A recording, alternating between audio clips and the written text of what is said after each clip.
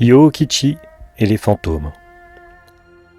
À la tombée de la nuit, le jeune samouraï Yōkichi atteignit un village. Ses vêtements étaient en lambeaux, son visage amaigri. Il ne possédait plus que ses 2 épées de chevalier et un couteau. « Pourriez-vous m'héberger » demanda-t-il à un villageois. « Il n'y a pas de place chez nous, mais près d'ici se trouve un petit temple vide. Vous n'avez qu'à y aller. » Yōkichi se dirigea vers le temple. En chemin, il croisa un vieillard qui s'inquiéta. « Bonsoir, chevalier. Vous n'allez pas au temple, j'espère. »« Si, grand-père, » répondit Yōkichi. « Ce temple est hanté, » chuchota le vieil homme. « Il s'y passe des choses étranges, et personne n'en est sorti vivant. Venez plutôt chez moi, noble chevalier. » Yōkichi secoua la tête. « Je vous remercie, grand-père, mais un samouraï n'a peur de rien. »« Bonne chance !» fit le vieillard en s'éloignant. « Peut-être réussirez-vous à chasser ces fantômes. » Le jeune chevalier reprit sa marche et il découvrit, non loin de là, un temple délabré. À l'intérieur, il n'y avait que des toiles d'araignée, de vieilles nattes et un écrin couvert de poussière.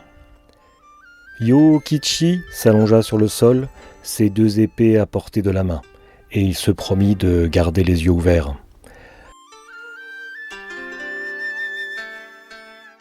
La lune se leva et ses rayons d'argent se faufilèrent par le trou du toit et les fissures des murs. Le samouraï, fatigué et affamé, finit par s'endormir. À minuit, il fut réveillé par des coups, frappé sur la façade nord du temple, et il entendit une voix croasser. « Y a-t-il quelqu'un » Yōkichi saisit ses épées et écouta. Dans la pièce voisine, une lumière s'alluma et quelqu'un répondit.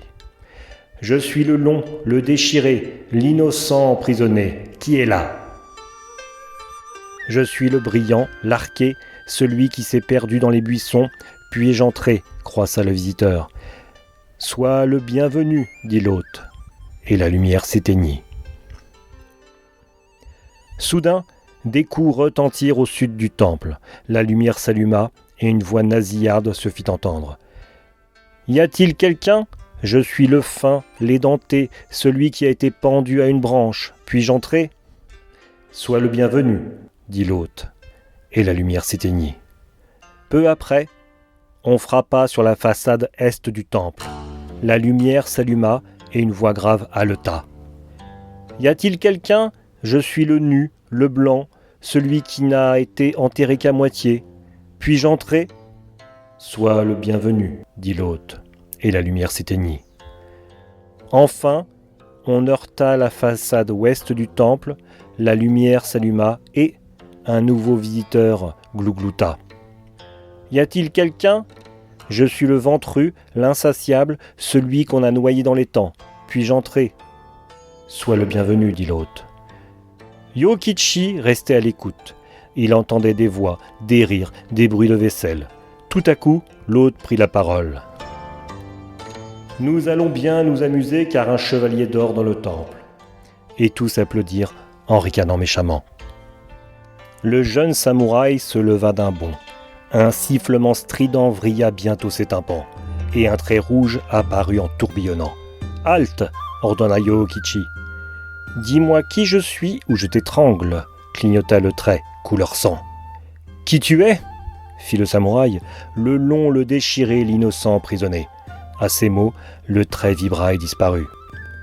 Presque au même instant, une cavalcade terrible ébranla les murs du temple, et une forme blanche et luisante sauta autour de Yōkichi en hennissant. « Dis-moi qui je suis ou je t'écrase !» interrogea la forme d'une voix grave et haletante. « Qui tu es ? Le nu, le blanc, celui qui n'a été enterré qu'à moitié. » La forme sauta une dernière fois et disparut. Une seconde plus tard, quelques bulles éclatèrent, et une lumière ronde et bleue tournoya dans la pièce, aspirant le samouraï en son centre. « Dis-moi qui je suis ou je te mange. »« Qui tu es ? Le ventru, l'insatiable, celui qu'on a noyé dans l'étang. et la lumière bleue disparut. Aussitôt, quelque chose courut sur le sol en faisant jaillir des étincelles, et une voix nasillarde murmura « Dis-moi qui je suis ou je te broie. Qui tu es ? Si tu veux me broyer, c'est que tu ne sais pas mordre.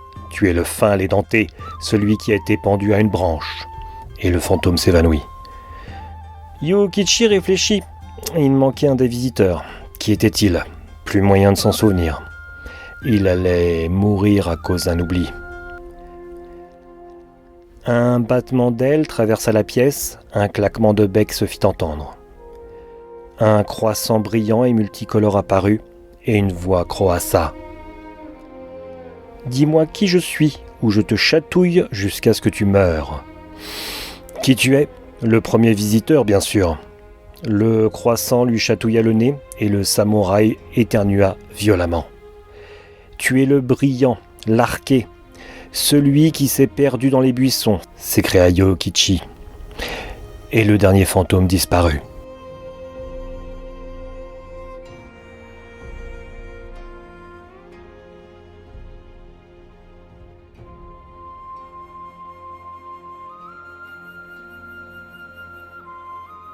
À l'aube, un coq chanta et le chevalier épuisé s'endormit. Quand il s'éveilla, les habitants du village voisin l'attendaient à l'entrée du temple. « On vous croyait mort !» avouèrent-ils. « Erreur !» dit le samouraï. « Et je sais ceux qui hantent ce temple. Vous allez m'aider à réunir 5 amis. Ils hantent ce temple la nuit car ils sont séparés durant la journée. Ainsi les fantômes ne reviendront plus. » Aidé des villageois, Yokichi fouilla les environs. Dans un étang situé à l'ouest du temple, il découvrit une vieille cruche sans fond qui se vidait au fur et à mesure qu'on la remplissait. Le ventru, l'insatiable, celui qu'on a noyé dans l'étang. Dans les buissons qui poussaient au nord du temple, il ramassa une belle queue de coq, étincelante et multicolore. Le brillant, l'arqué, celui qui s'est perdu dans les buissons. Au sud du temple se dressait un arbre.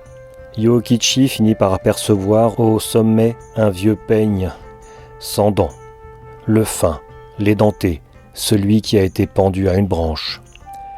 Le samouraï se dirigea ensuite vers l'est. Derrière une pierre tombale dépassait le haut d'un crâne de cheval, blanchi par les années. Le nu, le blanc, celui qui n'a été enterré qu'à moitié. Suivi des villageois, Yokichi retourna au temple. Il déposa les 4 objets sur le sol et chercha l'hôte. « Il est certainement ici, mais où ? Peut-être dans cet écrin poussiéreux. » Avec son couteau, il réussit à ouvrir l'écrin dans lequel étaient rangés des rouleaux d'écriture. Et là, il trouva dans un petit tiroir un lacet rouge tout abîmé. Le long, le déchiré, l'innocent emprisonné. Il était enfermé dans cet écrin où il n'avait pas sa place. Sur les conseils de Yokichi, les villageois enterrèrent profondément au même endroit la cruche sans fond, la queue de coq, le peigne sans dents, le crâne de cheval et le lacet rouge. Les voyageurs de passage purent enfin dormir la nuit dans le vieux temple, sans être harcelés par le ventru, l'arqué, l'édenté, le nu et le déchiré.